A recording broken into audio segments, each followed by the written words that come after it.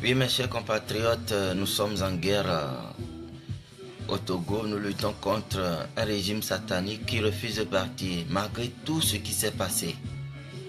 Et je ne sais pas sur quoi il veut se baser pour nous diriger par la force. Donc nous ne dormons pas et eux aussi ne dormiront pas tant qu'ils ne nous laissent pas dormir. Ce soir, il me plaît d'improviser ce débat qui sera très bref, axé sur 3 points. Le dialogue en cours et le facilitateur qui est une personnalité pas du tout crédible. L'arrestation de Asiba Johnson qui est une preuve du refus de ce régime de céder le terrain à la démocratie. Et la seule chose qui nous reste à faire maintenant, c'est de nous mobiliser. Donc, je vous laisse écouter ce chant patriotique et après quoi, je vais faire mon exposé.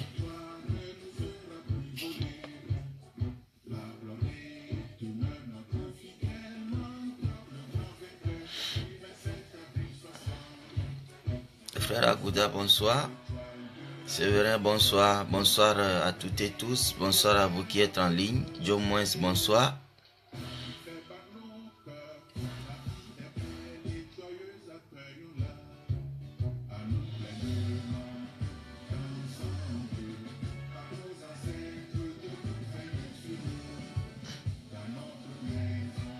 Vraiment, nos ancêtres comptent sur nous pour relayer le combat qu'ils ont engagé au prix de leur sang pour notre cher Togo, pour notre chère Afrique. Et voilà ce que véhicule ce chant patriotique.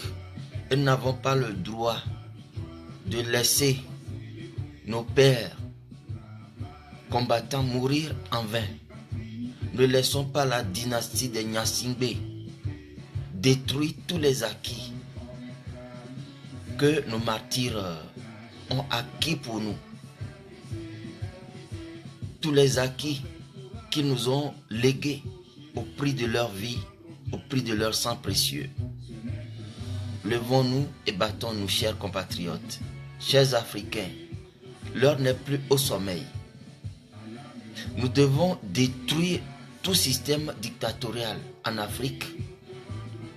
Et pour l'heure, c'est le Togo qui s'est levé et l'Afrique entière doit soutenir de toutes les manières le Togo, car si la dictature togolaise tombe, c'est toute la dictature africaine francophone qui va s'écrouler. Alors, ce soir, mes chers compatriotes,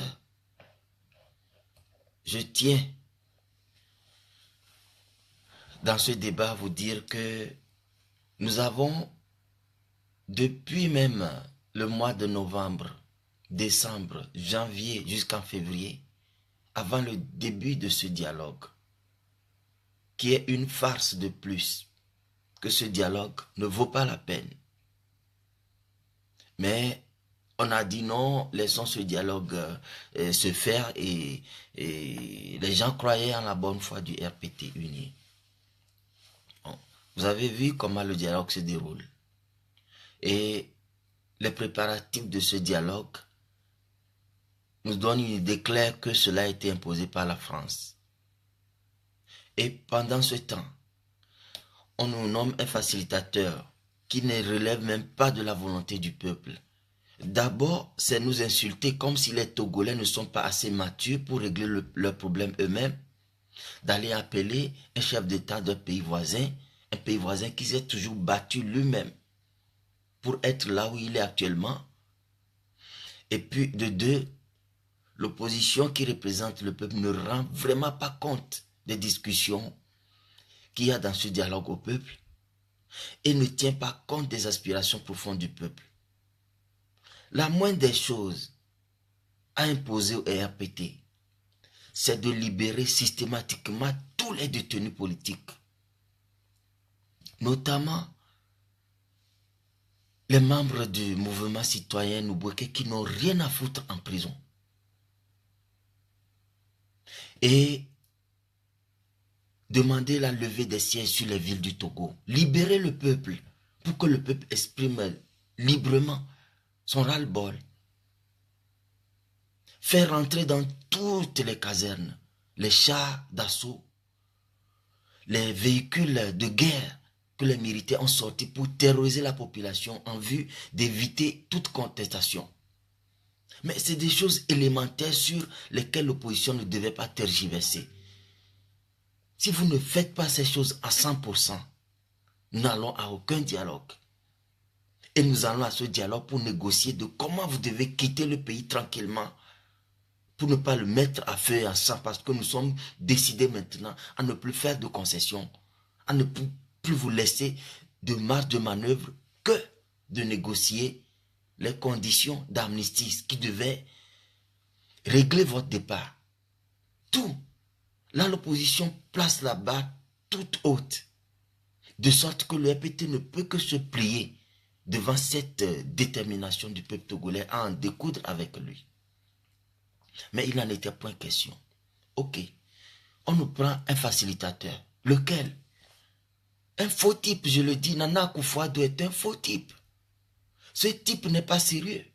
D'abord, c'est un avocat, un roublard, qui s'est enrichi dans des affaires louches et dont la venue au pouvoir, les campagnes électorales, le financement de ses activités politiques ont été essentiellement soutenus par le RPT, de père en fils, et par des trafiquants ghanéens, les miniers trafiquants illégaux. Et rappelez-vous le lynchage de cet officier Mahama, près de Koumassi. Ils ont commencé à libérer un à un les principaux inculpés dans son décès. Et le procès ne se déroule pas comme cela se doit. Pourquoi? Parce qu'il est venu en faisant la promesse à des miniers illégaux de voir leur cas pour que les interdictions qui planent sur eux soient levées ou aménagées. Et voilà, il y a un jeune officier qui est parti en découdre avec eux. Ils l'ont lynché comme ça. Et le président tergiverse dans ce dossier. Pourquoi? Parce que quelque part, le financement de ses activités politiques, de sa campagne électorale, qui l'ont conduit au pouvoir, et l'essentiel de son électorat se situe dans cette zone. Il est financé en partie par des miniers illégaux. Et surtout, son plus grand argentier, c'est le RPT uni de père en fils. Dans les années 2000, 90 d'ailleurs, c'est Eyadema qui détestait Ronles, qui lui voulait un contre-pouvoir. Donc il faut financer un parti pour contrer le NDC, parce que le NDC a fait du Ghana une base arrière pour l'opposition togolaise. Alors, il faut détruire le NDC si c'est possible. Et c'est sans compter avec les divisions qu'on a participé à semer au sein du NDC en évinçant Ronles et sa femme. Et Kufuor a réussi à prendre le pouvoir en 2000. Et en 2000, dès 2000, ce qui s'est passé pour les opposants togolais réfugiés au Ghana, la plupart ont été convoyés dans les couloirs de la mort au Togo. Dans le grand silence, dans le grand secret. Mais nous en savons beaucoup. Certains ont été assassinés, d'autres ont été contraints de quitter le Ghana parce que le Ghana n'était plus sécurisé. Et c'est comme ça, pareil, sous la présidence du PNP, du NPP, excusez-moi, du NPP au Ghana, du New Patriotic Party au Ghana. Le Ghana n'est jamais une terre d'accueil pour l'opposition togolaise, pour les exilés togolais, pour les activistes togolais. Et voilà ce type qu'on nous ramène, qui fait des discours flatteurs. Déjà, vous voyez, celui qui dit qu'il n'a pas besoin du financement du FMI, de la France et des autres pour développer son pays, que l'Afrique doit compter sur ses propres ressources, va quand même autoriser une base militaire américaine. Pourquoi faire? C'est le désastre pour la sous-région. Un désastre où aucun gouvernement africain, même si un changement advenait au Togo, et si le nouveau régime togolais était patriotique, nationaliste, l'armée américaine au Ghana serait un problème pour tout nationalisme dans la sous-région et en Afrique. Donc, comprenons que Akufo-Addo, c'est quelqu'un qui dit quelque chose et fait son contraire. C'est un faux type. Et il n'est pas propre. Il n'a pas les mains propres pour être facilitateur impartial dans la crise togolaise. C'est ce que nous devons savoir. Et pour cela, il est disqualifié pour être facilitateur dans la crise togolaise. Et il n'est pas crédible pour trouver une solution adéquate à cette crise. Les informations circulaient sur le fait qu'il a réclamé 500 000 € pour régler ce problème. Et moi je dis que les 500 000 €, c'est Fonia Sigbe qui paie avec notre argent. Notre argent, mais dans les faits, c'est Fonia Sigbe, l'État togolais, qui paie l'argent de la facilitation. Bon, l'État togolais paierait-il une aussi grande somme pour se laisser détrôner du pouvoir? Est-ce qu'il y a une logique dans ça? Fonia Sigbe va-t-il accepter payer 500 000 € à Nana Akufo-Addo et il y a Alpha Condé qui réclame aussi sa part du gain? Va-t-il les payer pour qu'ils viennent le chasser du pouvoir quand la personne refuse de partir par la pression du peuple? Et que c'est pas ce dialogue qu'on espère qu'il parte. Mais voilà, il paie les facilitateurs pour qu'ils viennent le chasser. Non, quand même, mes chers compatriotes, réfléchissons. Réfléchissons et ne laissons personne réfléchir à notre place. C'est logique que ces gens viennent pour jouer sur le temps. Et il y a une information qui filtre que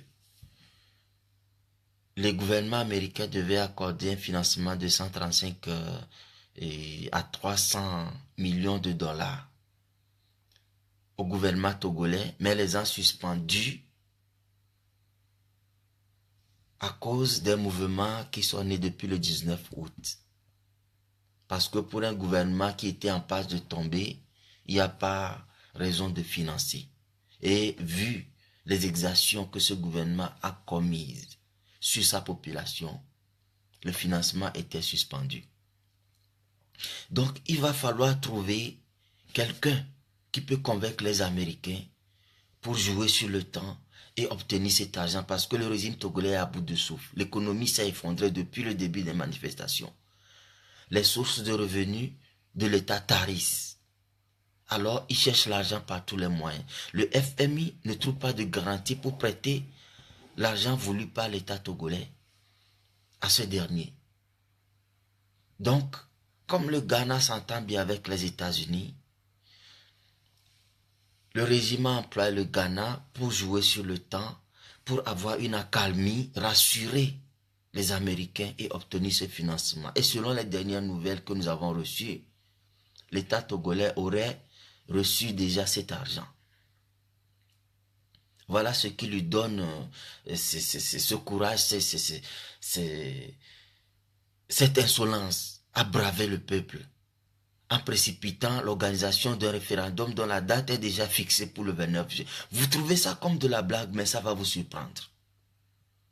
La commande de 4 hélicoptères de guerre, il faudra trouver l'argent, ou si l'argent ne lui est rentré ces derniers temps. Donc, j'ai l'impression que nous dormons, chers compatriotes, ne dormons pas. Et disons non à la médiation ghanéenne, parce que Nana Akufo-Addo est un faux type. Il n'est pas sérieux.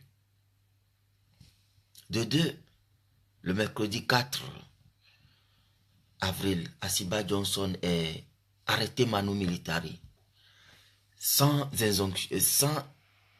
injonction judiciaire, sans mandat d'arrêt du juge d'instruction, sans notification de convocation. On le saisit en ville. À un rendez-vous, il se rendait et on est venu saccager son bureau, emporter son matériel informatique et tous les dossiers sensibles du RIJAD. Que lui reproche-t-on? Qu'a fait Assiba pour être un brigadier de la sorte et hier, il a été déféré à la prison civile de Lomé. Bon. Pendant que une des mesures importantes de l'apaisement que l'opposition a soumise au gouvernement est la libération inconditionnelle de tous les détenus politiques. Ce gouvernement s'obstine à arrêter encore d'honnêtes citoyens. Et nous venons d'apprendre que le professeur Dossé de Togo Debout vient d'être interpellé encore. Si cette nouvelle venait à être confirmée, ce qui est sûr, c'est que ce régime joue ses dernières cartes. Il joue tout justement comme le déclin de toute dictature, de tout système despotique. Parce que rien ne doit plus expliquer les arrestations arbitraires en ce moment. Tout ce que doit faire ce régime pour montrer sa bonne foi est là, dans la condition de quitter tranquillement, sans qu'il y ait des règlements de compte, pas de montrer sa bonne foi pour rester au pouvoir. Tout ce qu'il doit faire, c'est de montrer de bons signes. C'est de montrer aux gens que les arrestations, il n'y en aura plus. Les détenus politiques doivent être tous libérés. Mais non, on gonfle encore nos prisons avec des patriotes qui n'ont rien fait que de dire la vérité sur les faits qui se déroulent sur notre terre. Et quant à ce qui concerne le RIJAD, on l'accuse de troubles à l'ordre public et de diffusion de fausses informations. Or, le RIJAD est l'association la mieux informée sur le nombre des victimes des répressions parce que c'est le RIJAD que la diaspora suisse, la diaspora allemande de Düsseldorf et Karlsruhe, la diaspora états-unienne de Chicago, comment ça s'appelle, l'État de l'Illinois a contacté. C'est Assiba que nous avons contacté pour lui donner nos cotisations, pour assister nos victimes. Les victimes que le gouvernement devait prendre en charge parce que c'est les soldats envoyés par le gouvernement qui ont tué, qui ont blessé par balle nos compatriotes. Et souvenez-vous de Madame Mimi Sessi qui a été frappée à Lomé, qui a eu des plaies partout dont les photos ont circulé sur la toile. C'est Assiba qui l'a prise en charge. Et Assiba connaît exactement le nombre des blessés, le nombre des morts, les témoignages qui ont eu lieu de la part des parents, des familles, des victimes. C'est sur ces bases-là. Assiba s'est rendu à Dapaon, à Kara, à Mango, à Bafilo, à Sokodé, a circulé tout le Togo, à Takmame, à Nié, pour récolter le nombre des arrestations et des disparus, parce qu'il y a un nombre important de disparus. On ne trouve pas ces Togolais et on suppose que soit ils sont tués et peut-être qu'il y a eu des fosses communes où on a enterré des gens qu'on ne voit pas. Et sûrement qu'il y a eu des réfugiés et surtout dans la région centrale, les jeunes sont tellement terrorisés puisque ces localités sont assiégées. Les jeunes se réfugient dans la forêt. Nous avons vu des photos, même des enfants dormaient dans les champs où ils se nourrissaient de cueillettes, de maïs, de tubercules qu'ils font cuire au feu. Voilà ce à quoi nos confrères, nos compatriotes sont réduits par la faute de ce régime. Et c'est ce que le RIJAD a dénoncé objectivement. Et la diaspora togolaise organise conjointement une conférence avec le RIJAD ce 27 avril. Et pendant que nous faisons sur Genève, et pendant que nous faisons les démarches pour obtenir le visa au RIJAD, pour venir au cours de ce mois et organiser cette conférence à l'ONU, parce que nous avons obtenu une salle aux Nations Unies à Genève pour la circonstance, il faut empêcher Assiba de venir à Genève présenter ce rapport-là.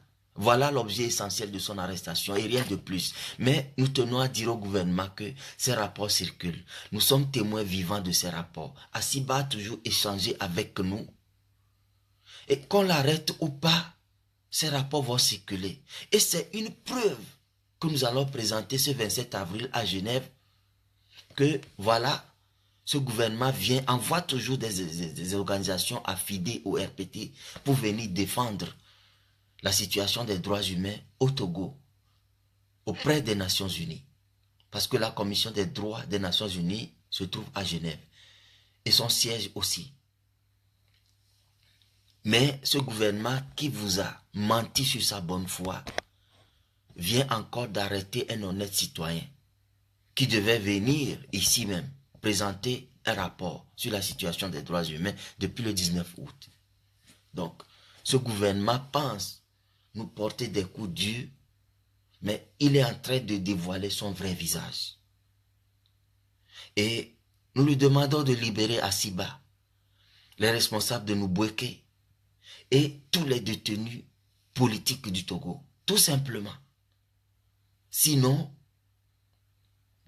il se fait plus de mal en arrêtant les nôtres qui ne le pensent. Arrêtez nos compatriotes qui militent pour un meilleur Togo n'est pas une solution pour accorder une survie à ce régime dont personne ne veut.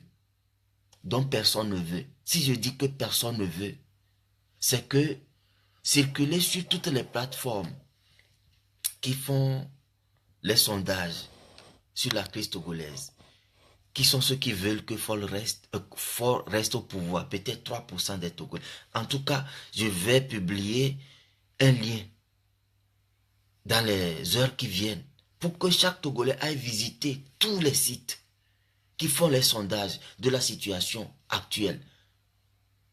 Pas même 10% des Togolais ne veulent de Faure Gnassingbé. C'est bain de foule, maigrichon qu'il organise, bien orchestré, où on distribue des sacs de riz forts unis, des spaghettis unis, de l'argent aux gens, sont faits pour flatter nos appétits. Mais personne ne veut de Faure Gnassingbé en réalité. Alors, moi je tiens à vous appeler, chers compatriotes, de nous révolter. Parce que tout ce que fait ce régime et qu'il continue de faire ne fait que nous révolter. Et il est en train de nous conduire lentement sur un terrain que nous ne voulions pas depuis le début. C'est le terrain de la violence. Et quoi qu'il veut, la lutte va déboucher sur la violence tant que ce régime ne se retire pas et ne montre vraiment pas les signes de l'apaisement. Parce que nous ne sommes plus prêts à voir Faure encore 1 an de plus ou 2 ans de plus au pouvoir. Et c'est insensé de lui donner même jusqu'à 2020 parce que la personne ne veut pas quitter. Qu'est-ce qu'il va faire en 2 ans qu'il n'a pas pu faire en 13 ans? Qu'est-ce qu'il va faire? Vous voyez l'exemple de Kabila. Il a fini ses 2 mandats et demi. Il dit qu'on lui donne 1 an encore. 1 an est passé en décembre 2017. Nous sommes en avril 2018. Il n'y a aucun signe qui montre que Kabila va quitter. Il est encore dans le dilatoire. C'est qu'un dictateur ne quitte jamais le pouvoir de lui-même. On le force à quitter. Et ayons ça dans la tête. Que ce régime RPT est despotique. Et aucun système despotique n'a chuté par la négociation. Regardez toutes les révolutions qu'il y a eu dans le monde. C'est par la violence qu'on a défait une dictature. Et pour finir, j'appelle tout le monde à la mobilisation. Mes chers compatriotes de la diaspora, ceux qui sont au pays se battent tellement. Et je vous invite à ne pas écouter Ce que le RPT a répandu sur la toile pour nous salir, nous la diaspora, nous appelant à descendre au Togo pour lutter. Non, il y a déjà 7 millions de Togolais. Ce n'est pas les 2 500 000 de la diaspora qui vont faire vraiment le poids. Les gens qui sont sur le terrain sont suffisants pour faire tomber ce régime. Nous n'avons pas besoin de rentrer. Et ceux qui doivent rentrer, nous rentrons pour des missions que les gens ne peuvent pas nous forcer ici à étaler. On ne le dira pas. Ça, c'est un piège, un traquenard dans lequel nous ne tomberons pas. Ne les écoutons pas. La diaspora fait beaucoup. C'est nous qui bravons le froid de l'hiver, la pluie, les tempêtes, les levées matinales, les rentrées tardives. J'ai vu circuler sur la toile des revendications féministes qui disent la nuit est faite pour baiser, excusez-moi le terme, et non pour travailler. Mais combien parmi nous travaillent de 18 h jusqu'à 4 h du matin, juste pour avoir de l'argent? Et cet argent, qu'est-ce que nous faisons avec? Pas que pour nous. Nous envoyons à nos familles. Parce que sans notre aide, les gens vont mourir de faim. Les gens vont mourir de faim. Et je tiens à dire aux gens de nous respecter parce que si la diaspora retire son aide, c'est là où les gens verront la misère des Togolais rester au pays. Alors, ne les écoutons pas. Et puis de deux, c'est la diaspora qui fait pression sur les diplomaties internationales, sur les chancelleries et dans nos pays d'accueil respectifs. Sans la diaspora, ceux qui sont au Togo et qui luttent devaient prendre leur billet d'avion tout le temps pour venir faire les pressions ici et ce n'est pas possible. Alors ne les écoutez pas. Quand on dit vous êtes ici derrière les écrans, oui, c'est derrière les écrans que nous ouvrons les yeux aux gens. C'est derrière les écrans que nous faisons nos transferts.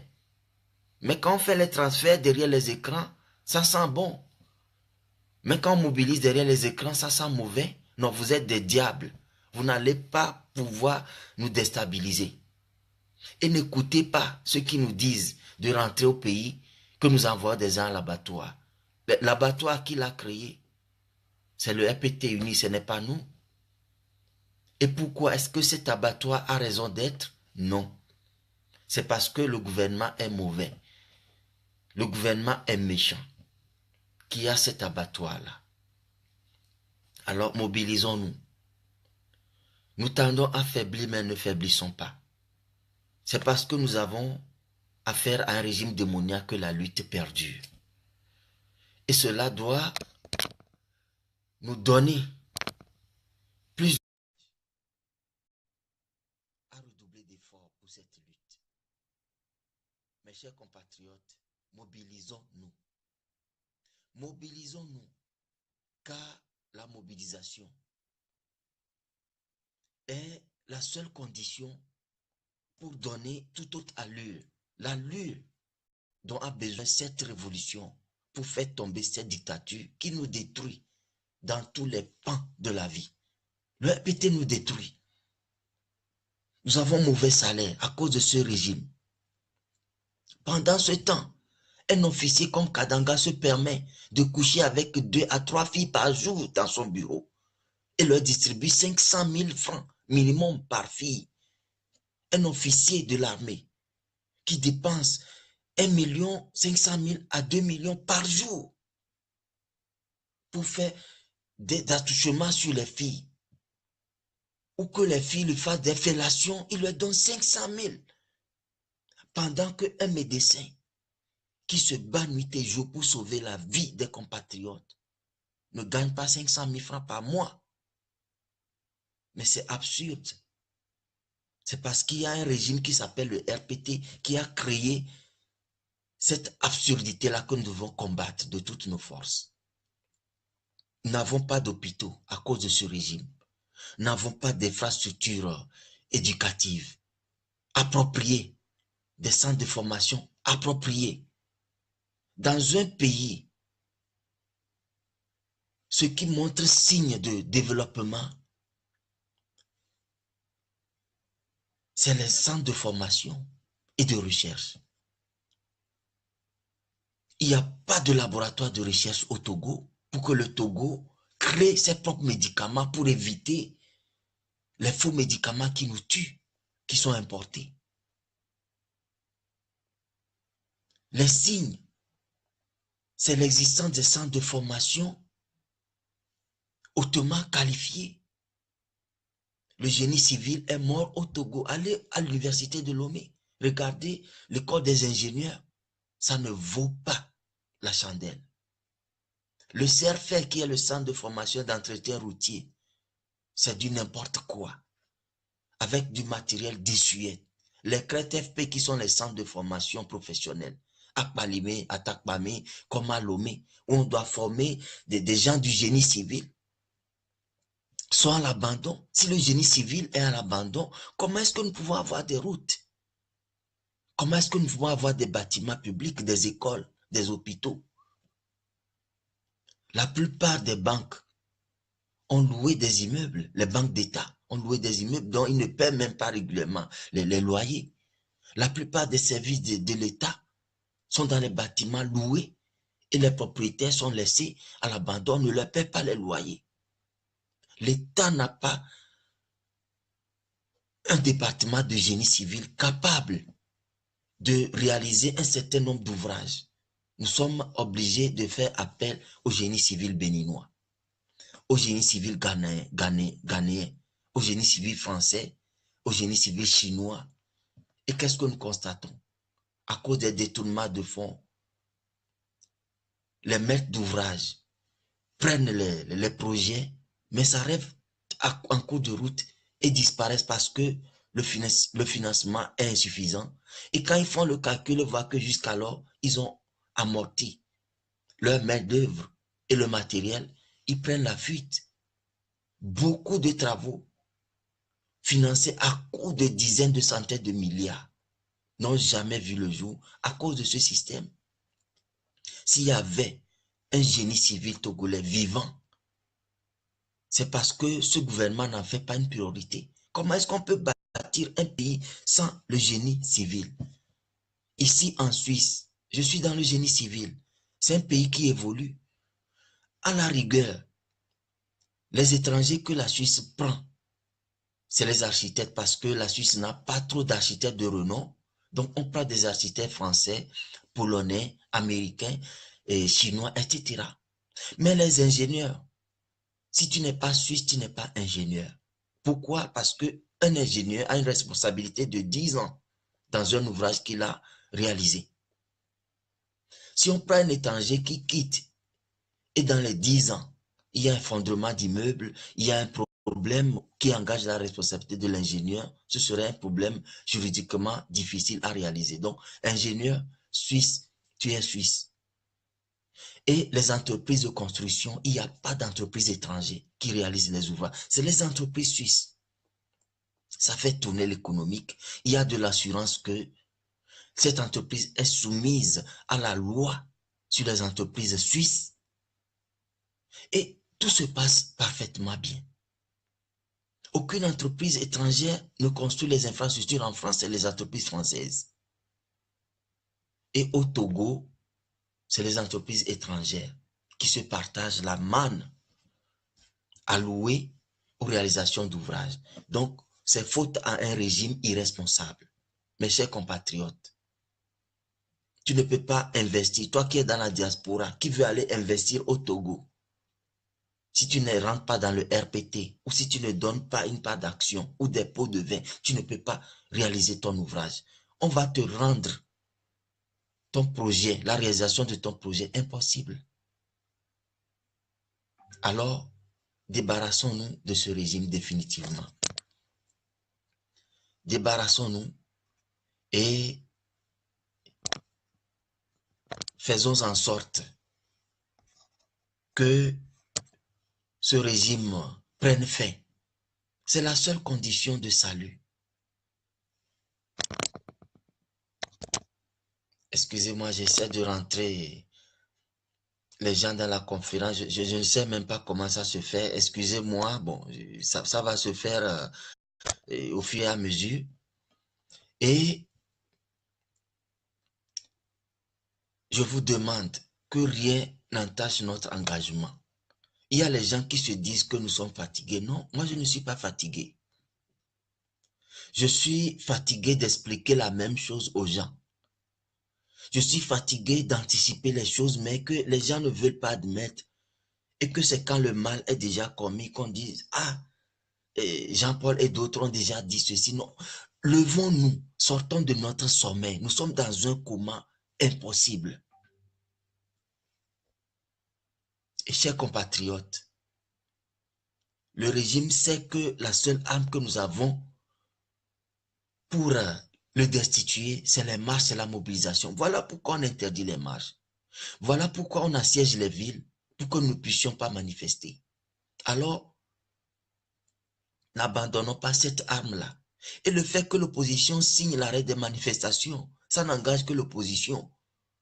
Ça veut dire que ces leaders n'ont plus le droit, selon eux-mêmes, puisque c'est ce qu'ils ont signé, de venir organiser des manifestations. Mais cela n'empêche pas le peuple de se révolter, ça n'empêche pas la société civile d'appeler à manifester. C'est la différence que nous devons signifier au gouvernement, qu'il négocie avec les partis politiques, pas avec le peuple et la société civile. Donc ces deux entités ont le droit d'organiser les manifestations. Et je prie l'opposition de sortir la lutte du cadre politique pour l'inscrire dans le cadre civil où nous allons organiser une désobéissance civile généralisée. Si cela se fait de façon efficace, ce régime va disparaître en moins de 2 semaines. Et je rappelle que la religion ne doit pas venir ralentir cet élan révolutionnaire. Si nous voulons marcher, que ce soit aussi les vendredis et les dimanches, pas parce que certains doivent aller à la mosquée que nous allons ralentir notre chance de nous libérer, mais arrêtez ces conneries-là. Mes frères musulmans, comprenez que une marche le vendredi, c'est un avantage. D'ailleurs, vous sortez pour aller à la mosquée, vous profitez pour prendre la rue. Et je ne sais pas quelle incongruité d'interdire les marches les vendredis parce que les musulmans vont aller prier. Mais ne retardez pas le salut d'un peuple à cause d'une religion.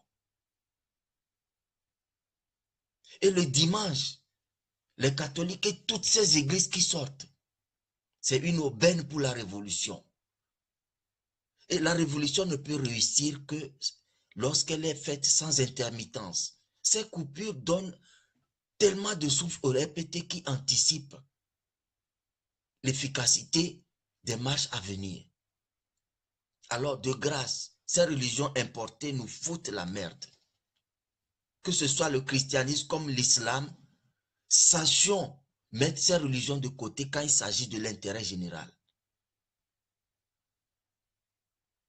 Marcher mercredi ou bien marcher jeudi et sauter vendredi, marcher mercredi, jeudi et sauter vendredi pour continuer samedi est incongru.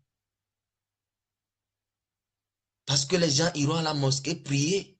Il faut retarder la libération d'un peuple. Non, profitons de ce jour, les musulmans prient plus tôt. Et dès la prière finie, qu'ils rejoignent la marche. Soyons stratégiques et nous allons gagner cette bataille. Chers compatriotes du Togo et de la diaspora, je vous souhaite beaucoup de courage, beaucoup de détermination. Et je tiens à le dire, il y a beaucoup de personnes qui s'annoncent pour financer cette lutte. Mais je ne veux pas prendre votre argent sur mon compte privé. Donc, nous sommes en tractation pour créer un fonds spécial alloué à la lutte. Il y a des choses qui se font que je ne peux pas vous dire. Mais les détails des dépenses qui vont se faire avec l'argent récolté, vous les aurez. Ça, c'est une promesse. Vous les aurez. Et nous n'oublions pas nos réfugiés qui sont au Ghana, qui n'ont plus rien. Et qui sont devenus la seule charge de la charge de la seule sœur Foussena Diagba qui fait seule face à ce drame-là. Nous nous souvenons d'elle, nous la remercions pour son dévouement personnel parce que elle met tellement du sien propre dans ce combat. Nous pensons à toi, grande sœur Foussena, et dans les moments qui viennent, nous allons te soutenir pour mieux prendre en charge nos frères et sœurs réfugiés à cause de cette lutte qui doit libérer notre pays. Donc, ne dormons pas. Et quand on dit de contribuer financièrement, on ne demande pas 100 $ par tête par mois. Non, si quelqu'un peut aller jusqu'à 100 $, c'est bon. Mais 5 €, 5 francs suisses, 10 $, si c'est l'engagement que chacun prend par mois et le fait régulièrement, mes frères et sœurs, en peu de temps, l'argent qui est le nerf de la guerre ne sera plus un souci pour cette lutte. Alors, apprêtons-nous à lancer l'assaut final et soyons prêts à tout moment. Car la foi que j'ai est que ce régime RPT uni a perdu le terrain. Et nous n'allons plus laisser qui que ce soit, par des accords politiques, lui accorder un sursis. Vive la révolution togolaise et que l'Éternel bénisse le Togo.